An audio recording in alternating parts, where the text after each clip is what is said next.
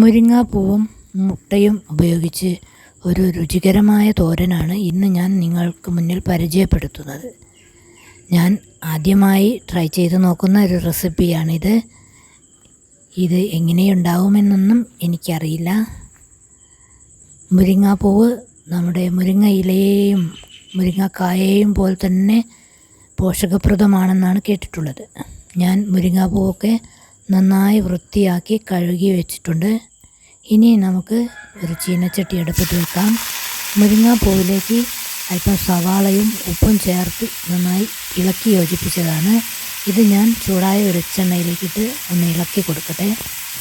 ഇനി നമുക്ക് ഇതിലേക്ക് ആവശ്യമായത് മഞ്ഞൾപ്പൊടിയാണ്. ഒരു അല്പം മഞ്ഞൾപ്പൊടി ഇതിലേക്ക് ചേർത്ത് കൊടുക്കാം. നന്നായി ഇളക്കി കൊടുക്കണം. ലോ ഫ്ലെയിമിൽ വെച്ച് വേവിച്ചാൽ മതി. ഇപ്പോൾ ഒരല്പം മഞ്ഞൾപ്പൊടി ചേർത്തിട്ടുണ്ട്. ഇനി ഇതിൻ്റെ കൂടെ നമുക്ക് കുറച്ച് മുളക് പൊടി കൂടി ചേർക്കണം. ചതച്ച മുളകും വേണമെങ്കിൽ ചേർക്കാം കേട്ടോ. കൂടുതൽ എരിവൊക്കെ താല്പര്യമുള്ളവർക്ക് കൂടുതൽ മുളക് പൊടി ചേർക്കാം. ഞാൻ കുറച്ച് മുളക് പൊടി മാത്രമേ ചേർത്തിട്ടുള്ളൂ. ഇനി ഇതൊന്ന് നന്നായി ഇളക്കി കൊടുക്കാം. ഒരു 1/4 വേവാകുമ്പോഴേക്കും നമുക്കിതിലേക്ക് ഒരു മുട്ട ഉടച്ച് പാരാം. കുരുമുളകും ഉപ്പും ചേർത്ത മുട്ടയാണ്.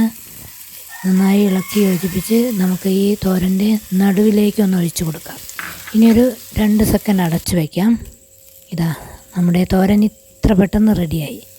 ഈ റെസിപ്പി നിങ്ങൾക്ക് ഇഷ്ടമായിട്ടുണ്ടെങ്കിൽ നിങ്ങളും നിങ്ങളുടെ വീട്ടിലൊന്ന് ട്രൈ ചെയ്ത് നോക്കണം കേട്ടോ. നല്ല രുചിയുണ്ടായിരുന്നു. ഞാൻ വിചാരിച്ചു വലിയ രുചിയൊന്നും കാണില്ല എന്ന്, എങ്കിലും എനിക്കിഷ്ടപ്പെട്ടു. നല്ല രുചിയാണ്.